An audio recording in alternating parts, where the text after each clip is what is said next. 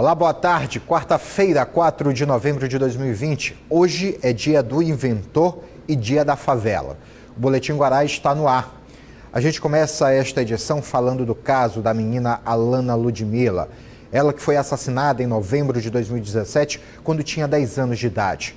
O principal suspeito do crime é o padrasto da menina, Robert Cerejo. O julgamento dele foi marcado para o próximo dia 10. Os detalhes com a repórter Mônica Alves. O caso de grande repercussão nacional teve como principal suspeito o padrasto da vítima, Robert Cerejo. Agora ficou definida a data do júri popular no próximo dia 10 de novembro. O ex-padrasto deverá ser julgado por ter estuprado a menina de 10 anos e depois ter matado a vítima. Segundo informações da perícia, o corpo foi encontrado com as mãos amarradas para trás e com um saco plástico na cabeça. E ainda, de acordo com informações, a causa da morte foi asfixia após abuso sexual. Só destacando que a pena para o crime de estupro pode chegar a 14 anos e ainda com o agravante de morte da vítima. São essas as informações. Mônica Alves, de volta aos estúdios da TV Guará. E que nessa situação não haja nenhuma interpretação tipo a de estupro culposo. Alguém já ouviu falar nisso? De ontem para hoje é o que mais temos ouvido falar, nessa nova tipificação totalmente anormal ao Código Brasileiro. E um homem foi detido na cidade de Porto Franco por crime ambiental. Durante uma fiscalização, uma equipe da PRF parou um ônibus de passageiros onde foram encontradas gaiolas embaladas em sacos pretos, porém sem nenhuma ave dentro. Um homem que estava sentado na poltrona 39 tinha um tipo de caixa embaixo das pernas. Era uma pequena gaiola para transporte de pássaros e nela estavam 6 curióis, sendo que um estava morto devido às péssimas condições de transporte. As buscas revelaram ainda mais 11 gaiolas, todas com aves. No total, foram 12 gaiolas encontradas.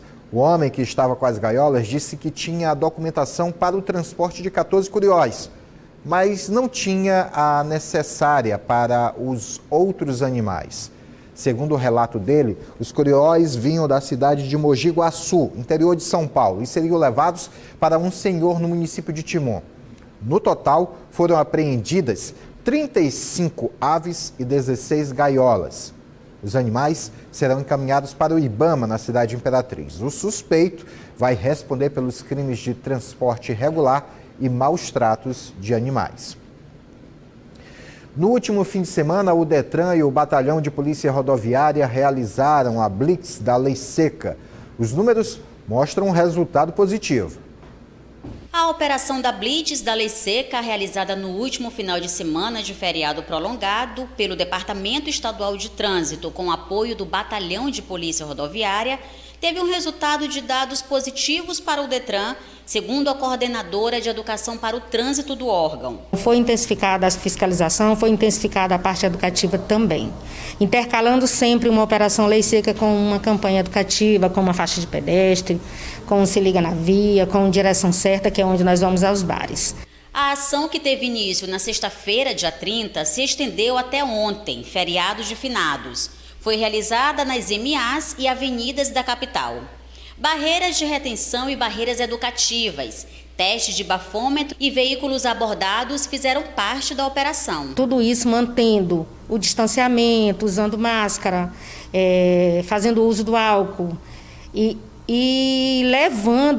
fazendo com que a população entenda que o nosso principal objetivo não é fiscalizar, é salvar vidas mesmo.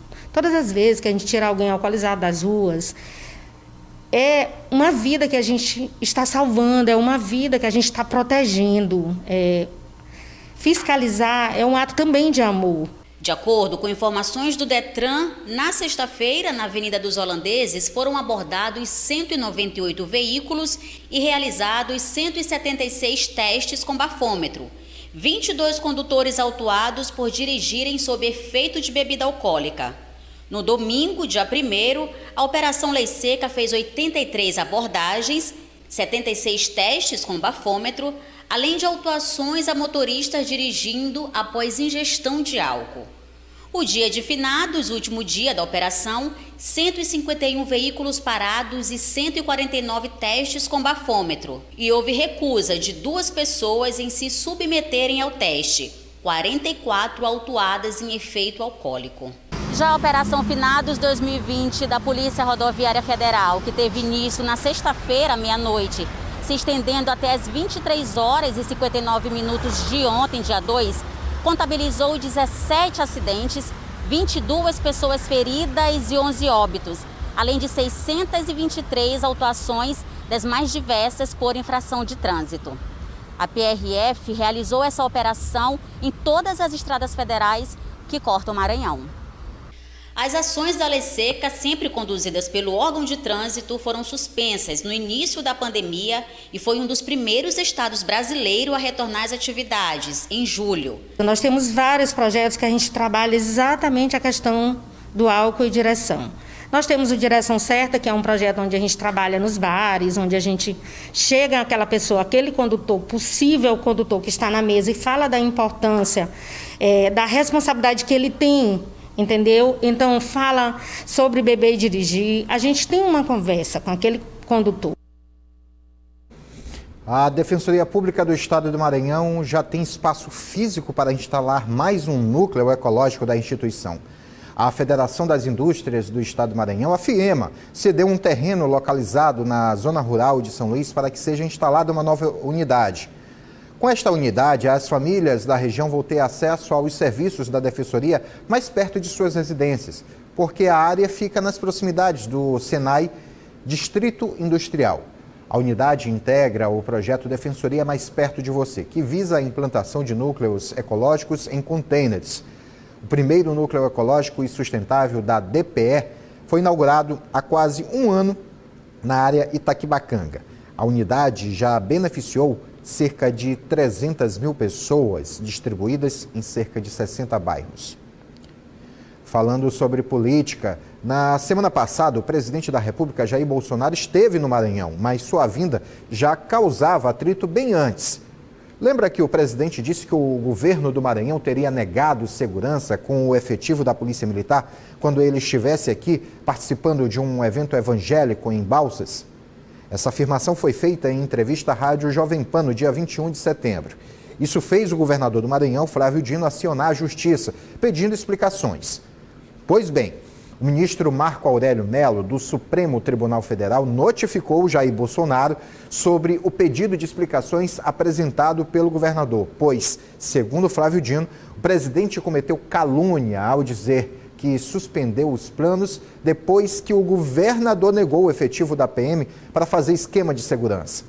No despacho, o ministro do STF deu 15 dias para Bolsonaro, querendo apresentar sua manifestação sobre a queixa de Dino. O governador do Maranhão solicita que o presidente comprove o não acolhimento do pedido de disponibilização da Polícia Militar do Estado do Maranhão para viabilizar o comparecimento ao evento. A gente vai ao intervalo e na volta vamos falar sobre uma ação que pretende proteger e dar um lar aos animais abandonados. É depois do intervalo, é um instante só.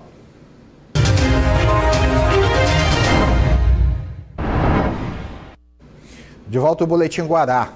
No mês de outubro aconteceu a mobilização nacional contra o sarampo. O Maranhão vacinou cerca de 658.800 pessoas na faixa etária de 20 a 49 anos. De acordo ainda com informações que foram repassadas do Ministério da Saúde, no estado deveriam ter sido vacinadas 2.800.000 pessoas. Tem uma vírgula bem ali. O boletim epidemiológico do Ministério da Saúde aponta que no Maranhão houve 17 casos confirmados, nenhum óbito pela doença. O estado ocupa o 10º lugar no ranking de casos de sarampo no Brasil. O sarampo é uma doença infecciosa, aguda, viral e altamente contagiosa. Agora nós vamos mudar de assunto. Vamos mudar de assunto porque o texto não está ajudando, né, gente? Agora nós vamos falar sobre o que, diretor?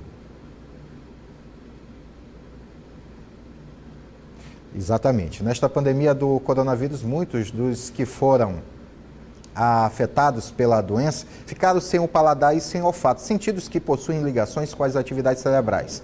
Uma boa forma de recuperar esses sentidos é exercitar essas atividades cerebrais. A neuróbica serve para isso. A dona Eloneida foi contaminada pela Covid-19. Cuidando de outras pessoas, acabou contraindo a doença e precisou ficar internada. Foi um período triste. Na minha família tinha 2 pessoas que eu estava cuidando, porque eu tinha que cuidar dessas pessoas. Então, logo depois que eles fizeram o tratamento em casa, não melhoraram, tiveram que ser internados e uma semana depois eu precisei ser internada, mesmo já tendo feito o tratamento. Já tinha ido no hospital, já tinha feito os exames. No período que esteve com o novo coronavírus, a senhora acabou perdendo o paladar e o olfato, sentidos intimamente ligados ao sistema cognitivo. Uma boa forma de recuperar os dons de sentir o sabor e o cheiro é exercitar as atividades cerebrais. Até porque o cérebro precisa desses estímulos para funcionar bem.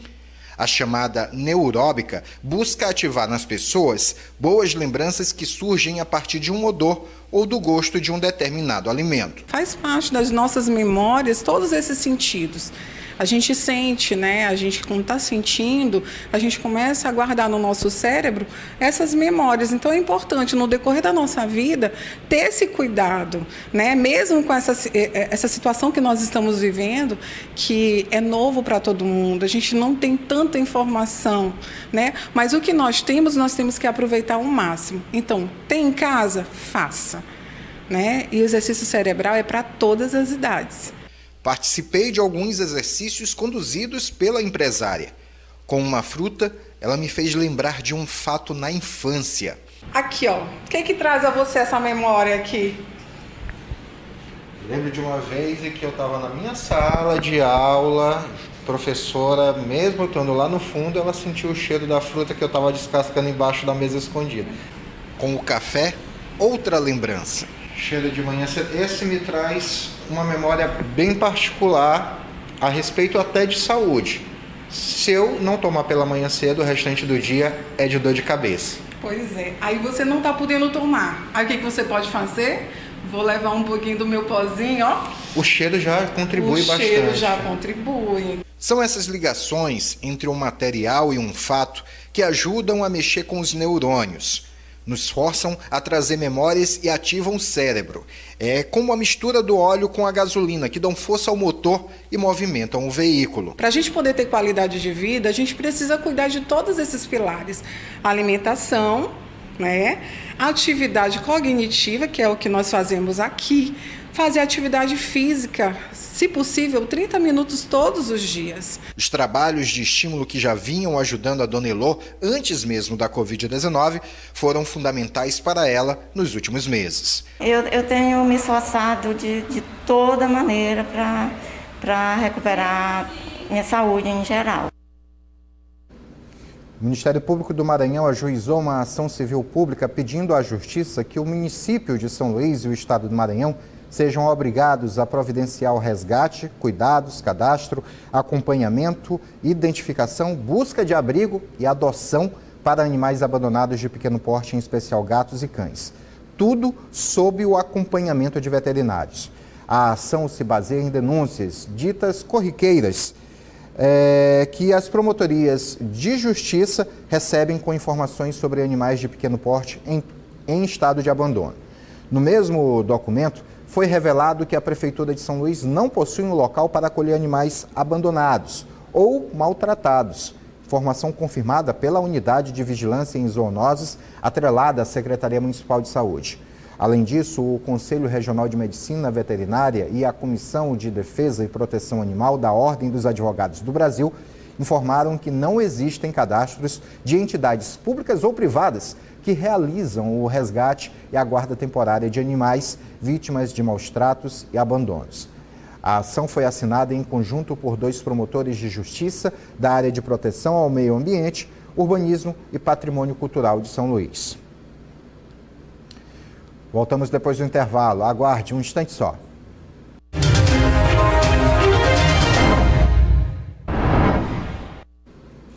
De volta ao Boletim Guará, a gente volta para passar os dados gerais da Covid-19 aqui no estado do Maranhão. Vamos ver os números. São 186.209 casos confirmados, de acordo com o último boletim epidemiológico divulgado nesta terça-feira. 179.490 pessoas se recuperaram da doença. 4.081 óbitos foram registrados. Ainda estão ativos 2.638 casos.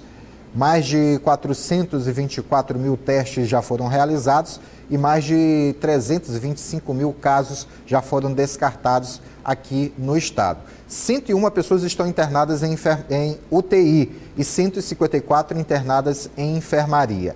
Dos novos casos revelados nesta terça-feira, um total de 223, 100 foram na Ilha de São Luís, 118 nas demais regiões e na cidade de Imperatriz, somente 5 casos foram identificados pela Secretaria de Estado de Saúde. Com essa informação, nós encerramos o Boletim Guará de hoje. Outras notícias você acompanha ao longo da nossa programação e no Jornal da Guará logo mais à noite. Vem aí o horário eleitoral gratuito. E depois, Danilo Quixaba com Fazemos Qualquer Negócio. Até a próxima. Paz e bem.